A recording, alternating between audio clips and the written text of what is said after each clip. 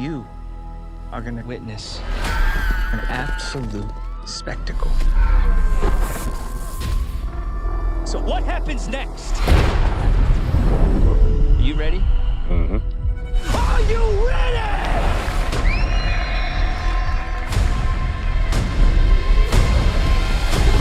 Because this film, I feel like from the title, everyone has been like, well, what is it? Because it's definitely Nope. We got that, but we don't know what else it is. So when did the name come to you? It came after I wrote the script and I think we were in pre-production, or we might have even been in production, and realizing that this film had become something even bigger and different than what I had set out to do. And you know, there was lots of names that I was circulating in my head, and at the end of the day, the film felt singular. And Nope was the only thing that I could say to describe it. Gosh, that's so true, having seen the film. And I want to encourage folks after you see it to come back to this interview because it'll all make sense then, I promise. Real quick, was there another alternate name you're going to throw for us? You want another scoop? Yes. You want another scoop? Oh, please. So when I was writing the script, it was called Little Green Men.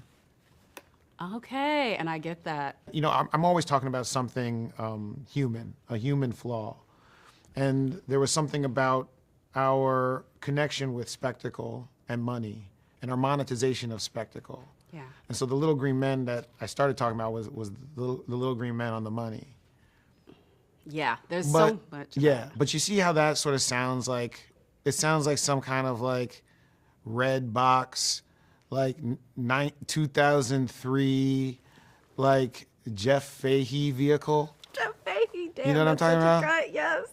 It's Yes, not, I I don't want to be the Little Green Man. I'm like, no, it's not.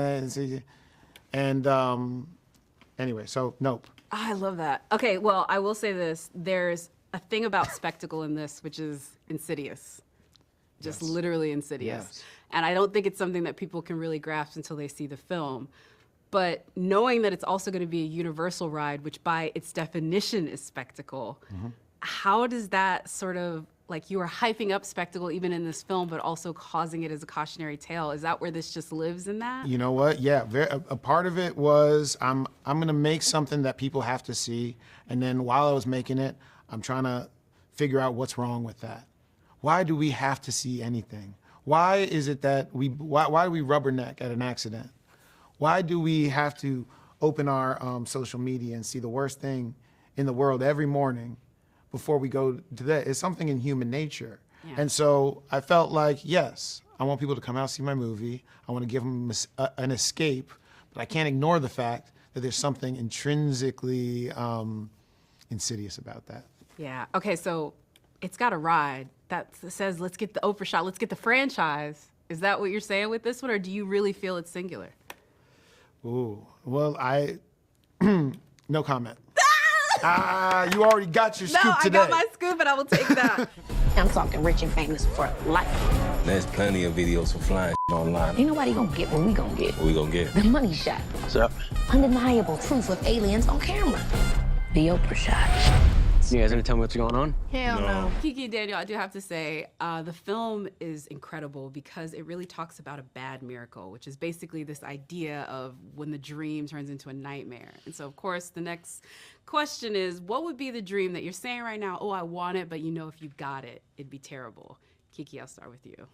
Like, what's your bad miracle? So I think as an entertainer, the dream is to be successful. I don't think you really think about the fame aspect of that. You just think about, like, I want to be able to work as an actor, you know, and be able to make a living off of art, which can be so difficult. So I think that was the dream, and then the nightmare was fame. The nightmare was it? Was Yeah. that it for you, Daniel? Like, I'll just see Daniel just over here just like, man. Fame. Oh, you really want to have a conversation about fame? I mean, let's do it, honestly. Yeah, I say similar. Like having a lead in a film was the dream. Like I was like, I just want to lead a film. I just want to do it. I just want to do it. It was Get Out, and then I was like, "What's happening? Like, it's going on." I did.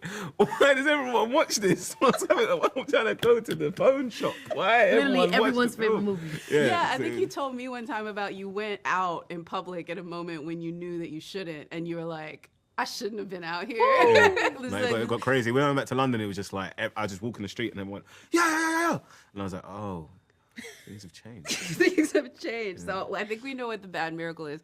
Does that mean that you would feel the same way about alien life? Like you would not even want to go anywhere near it? Like if somebody was saying to us right now, in the desert, out in Joshua Tree, someone texts you, they think they see aliens. Are you gonna go? Or are you not even gonna go? If someone texts me, are you gonna go? Joshua Tree is a little bit out in the middle of nowhere, so there's literally nowhere for us to hide. So absolutely not. Yeah, If someone texts me, come to Joshua Tree, I would go, that's a trap. Aliens or not. Someone said, hey, there's aliens here.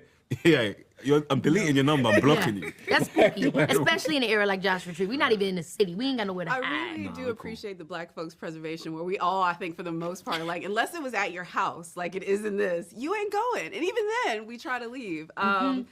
Daniel, I'm not gonna ask you because you're under contract, but Keke, maybe you'll be willing to have you tried to get any Black Panther spoilers out of this one on set? Because if that's where I was, I would at least try to ask. Did y'all start filming Black Panther? No, but I would ask.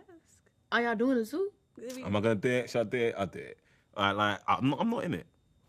I'm not in it. So it is. They are doing one. I'm not in it. They are doing it. I didn't even They know. are doing one. So and they you're are- not. I was filming this. I was filming You were Note. filming this. So it clashed. Oh, So I'm so it glad you clashed. chose It no clashed. I wasn't So able to glad do we it. did There were no some scenes. Okay.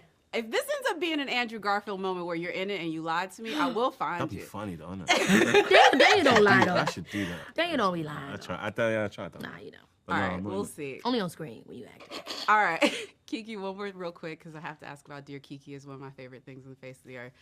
Does she give that advice real life on set? No, she does. Yes, I do. Yeah. He What's doesn't the- listen to them. I What's don't the listen best to it. advice you've got real quick before I I get out just of try here? to switch off when she gives me. But I you know what it is? You know, I'm that guy. Like I've been listening. Someone annoys me. I'm like, you're right, and I won't do it for about a week, and then I'll do it to feel like it's my idea. So she probably does, but I feel it's my idea, so I can't remember what it is. So You know, I try to say a little something. You know what I mean? I got my boy. You know, I'm like, Mel, got your back. You know. Do it. I mean, I really do love both of you in this, and it just being here, you've brightened my Wednesday. I'm like Emmy, tired, and but I'm like, you two just brighten up my day. So thank you very much. But appreciate I have to ask, was it like that as far as you guys being on set? Because y'all were not remote, but Santa Clarita ain't in it. So Right. did going out there really sort of bring you guys into this moment to just feel like you could look towards the sky and be happy like that, and believe that there was aliens coming out there? Was that a part of what made it so real? no, I think the location is incredible. And so then when I was sometimes I don't know how you feel. When I was on set and we was downtime, I would just look at the mountains. Yeah. And it is like one of the locations, one of the places you just would stare and just look at the view and take in. So I'd understand why you'd want to look up and gaze. Yeah, I agree. I think, the location is just as much a part of the outfit as the clothes, that it all informs the character. So being out there made us feel like, oh, we in an isolated area. What's going on, I need you to tell me. What did you see in that cloud? Well, it's not what you think. They took him. They took him all. Stephen, first of all, let me go ahead and say congratulations on the film. It's incredible because I feel your character and P.T. Barnum could have a lot to talk about. Yeah. You know what I'm saying? He's very much a showman, and it is very much about that aspect of spectacle. So I have to ask you, what do you think about that? What aspects of that showmanship as he's a former child star? Is that something that anybody who plays dress up and wants to be an actor, Yeah. spectacle and showmanship is a huge part of that. So was that fun to really sort of dive into? Yeah, it was really fun. Also scary. Also isolating. Spectacle is an interesting idea, especially if you are the spectacle itself. Maybe it feels like you're connecting, but perhaps you're just being consumed. I don't know. There's so many things we could talk about, but God. there's. We all want it for some reason, right? Maybe we all watch a car crash. Unfortunately, we all watch something on fire, and in some way, are we connecting through that shared experience? But then, what happens to the spectacle itself? You're touching on so much. I feel like for anyone watching this interview, if they're anyway confused, come back to it after it's over because yeah. you're going to have even more to sort of see within this that are layers. And there's something about taming the unknown and taming what's wild and taming what should maybe not be tamed in this Yes. movie. And there's a through line with your character seeing that. I'm just curious, knowing that he was a child star, you know, saw domesticated animals that he worked with, also now in his new life as running this theme park does it. How do you think he feels about that? Like if he was to examine taming the unruly. I think Jupe is operating from a place that might not be as autonomous as he thinks he is being. You know, at least for me, I feel like it's easier sometimes to be confirmed of your traumas and the ways in which you expect the world to hurt you or not than it is for you to see it brand new and give it the space to just like surprise you. And Jupe, he's pretty tightly in control or wants to be in control of his destiny and of his life. And that manifests in ways that maybe he's learned or seen or been put upon him. I think, you know, especially trying to tame the wild, like he witnessed Gordy, and I wonder if they've connected on that feeling of exploitation in a way together. As a child, are you fully autonomous of what you're doing? Are you aware? It is all... It's all there. Yeah, there's a lot going on. And it's so funny. So Nope is going to be an attraction at Universal, and in the film, your character runs an amusement park and sort of is the band leader in that. And so it kind of begs the question about spectacle. And this is a weird place to ask this, but what is your favorite, like, large-scale spectacle moment? Like, for me, obviously the Oscars, because that, to me, is my ultimate spectacle. That's my Super Bowl, and I imagine for you as well. Yeah. But is there something else that you sort of see in that grand scale? And obsess about it the way that we do? I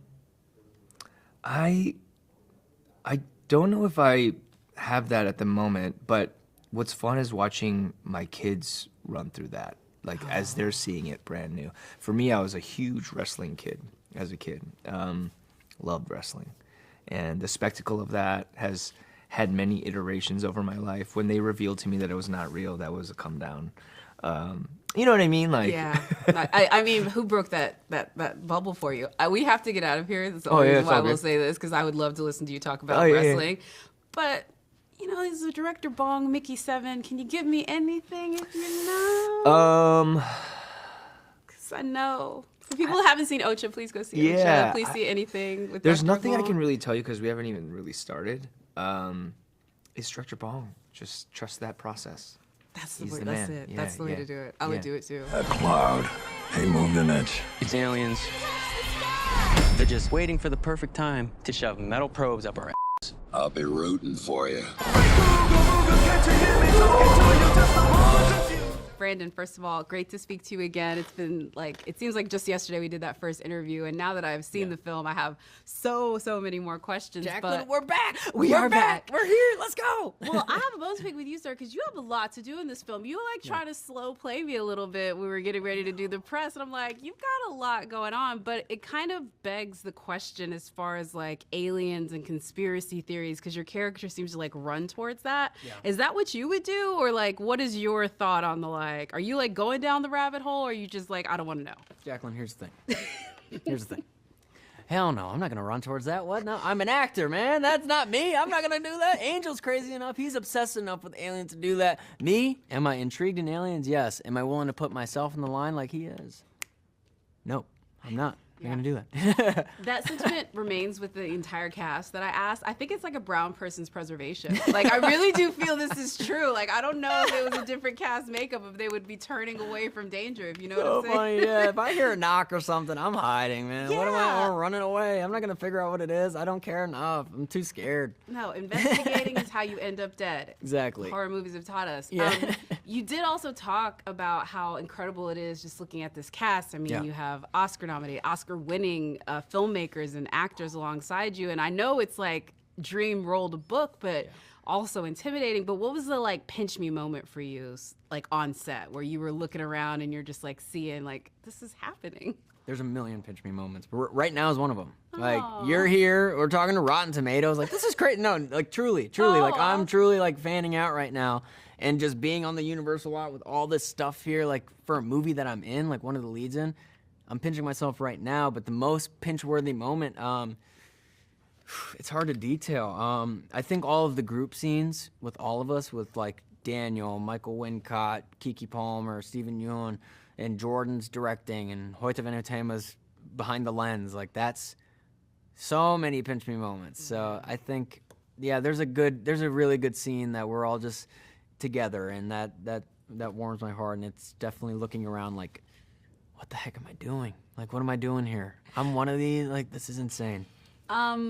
I have to ask, like, what was your, like, UFO movies? Like, were you, like, a big UFO alien person before this? And did you come into that with it? Or any, like, alien, I would say, like, affinity? Or was this, like, all new territory? I mean, I've watched all those films growing up. I've watched Alien, I've watched Predator, I watched Alien vs. Predator, and then watching, like, Close Encounters of the Third Kind. There's so many different examples, Signs. There's so many different examples of alien movies. I think this does it in a whole different manner, for sure. So yeah, it's just different, you know. But there was always the intrigue there, and there's always been fear of it. What wigs me out is that, why is everyone green? Why, like, there has to, like, someone's had to see something like that. Because why are all these artists drawing the same, like, little alien? And some of them make them gray or green. Yeah. With the big eyes and, like, a little teardrop shaped head. Why? What are they hiding, Jacqueline? I don't know, but I would rather you find out than me, because I'm already scared myself. I'm scared too.